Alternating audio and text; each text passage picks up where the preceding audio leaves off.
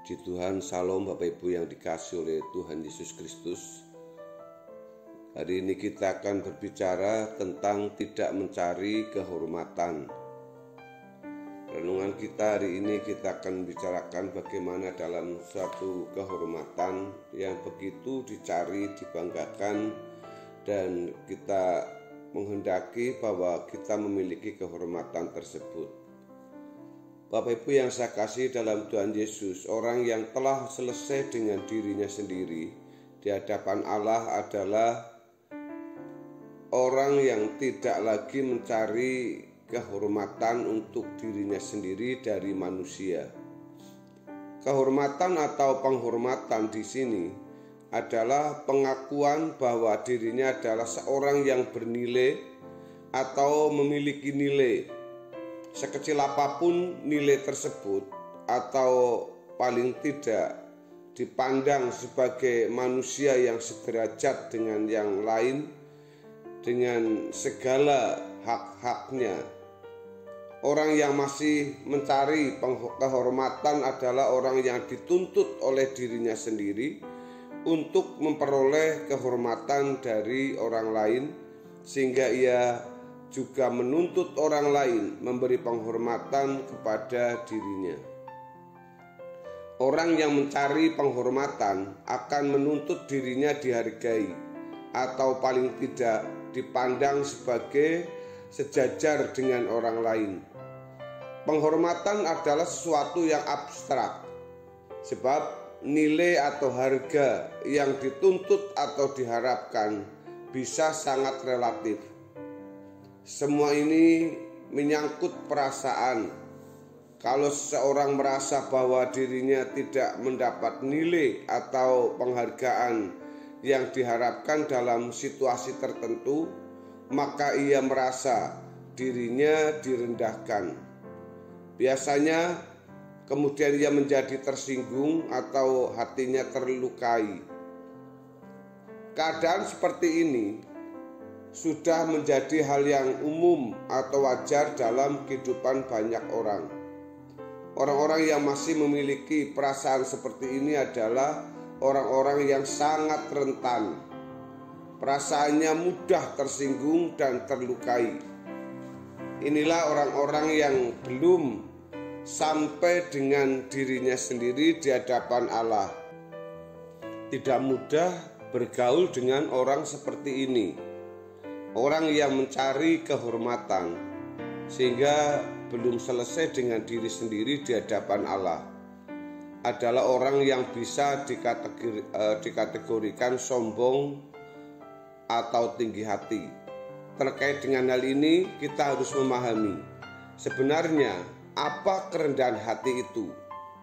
Kerendahan hati digerakkan oleh kesadaran bahwa ada Allah yang hidup, sumber segala sesuatu. Karena segala sesuatu berasal dari Dia, maka hanya Dia yang layak menerima segala kehormatan. Keadaan kita ini hanya oleh pemberian anugerahnya semata-mata. Dengan demikian, mestinya kita tidak boleh memegahkan diri dan tidak boleh menuntut penghormatan dari siapapun.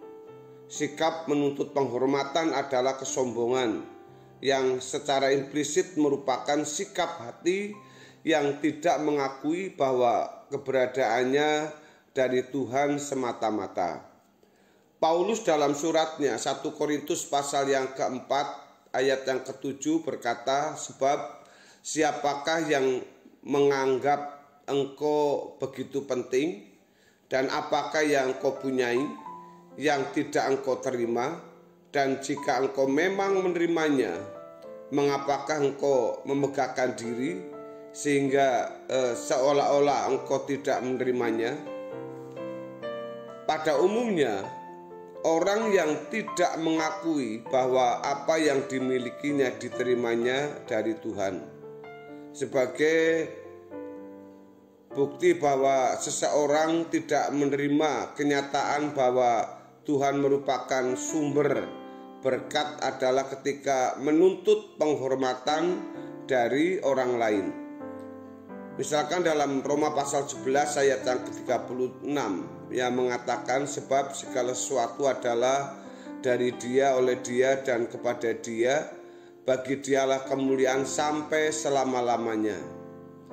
Dari Dialah seseorang dapat mencapai segala prestasi yang dimilikinya hari ini, kekayaan, pangkat, gelar, kekuasaan, dan lain-lain. Oleh sebab itu, seharusnya sebuah prestasi atau keberhasilan tidak perlu ditonjolkan dan mengharapkan orang lain mengetahui serta menghargainya.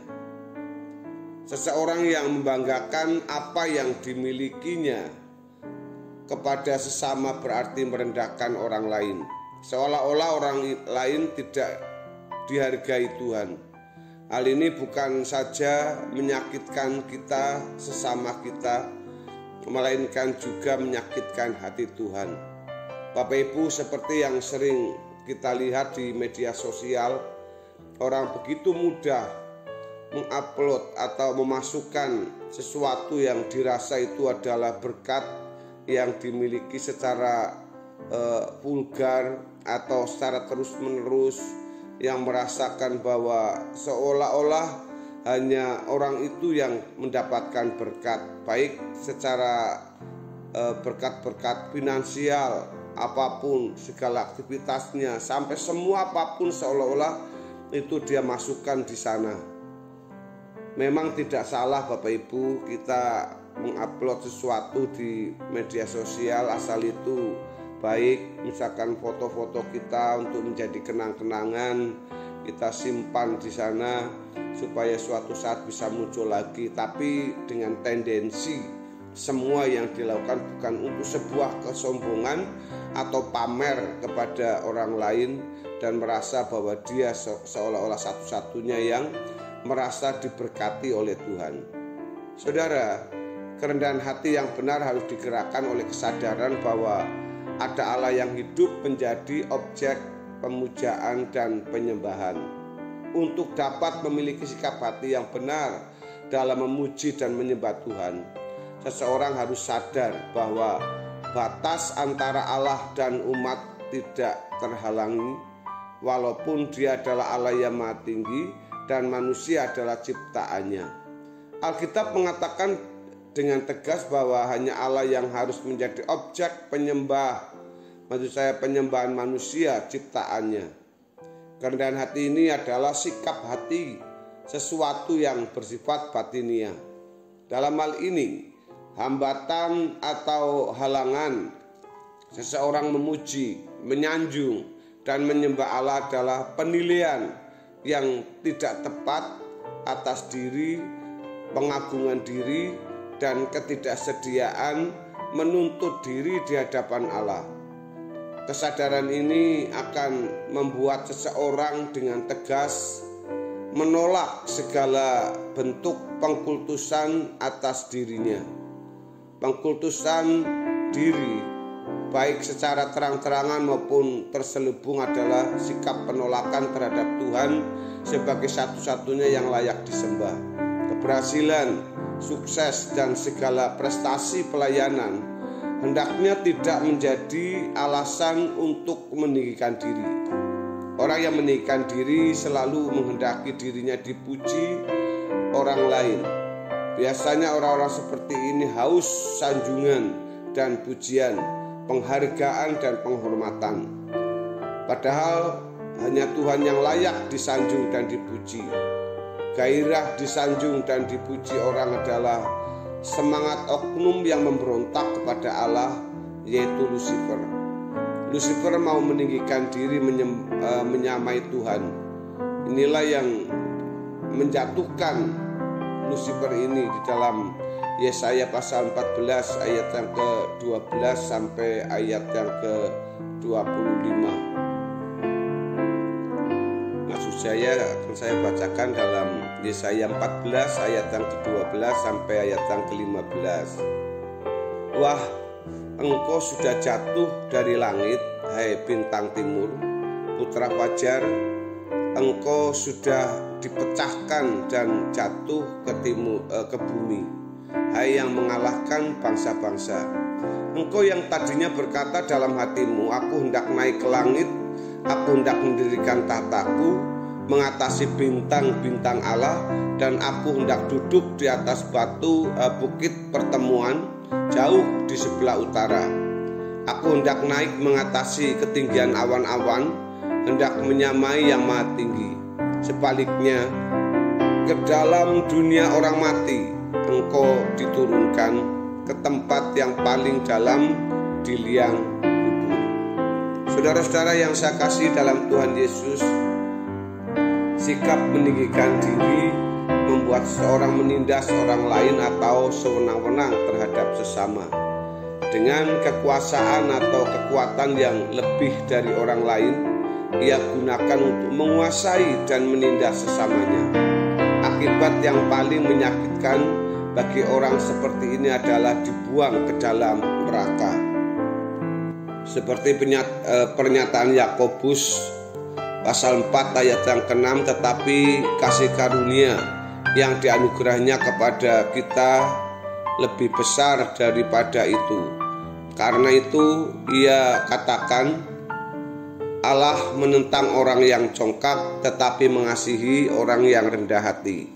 Bapak Ibu yang saya kasih dalam Tuhan Yesus, Allah menentang orang yang congkak dan mereka yang ditentang Allah pasti akan masuk ke neraka. Jadi Bapak Ibu, mari kita memiliki sikap kerendahan hati, tidak mencari kehormatan dari orang lain, dan kita bersyukur dengan apapun yang kita miliki, sebab semua yang kita dapat, yang kita peroleh ini adalah berkat dari pertolongan dan pemberian dari Tuhan.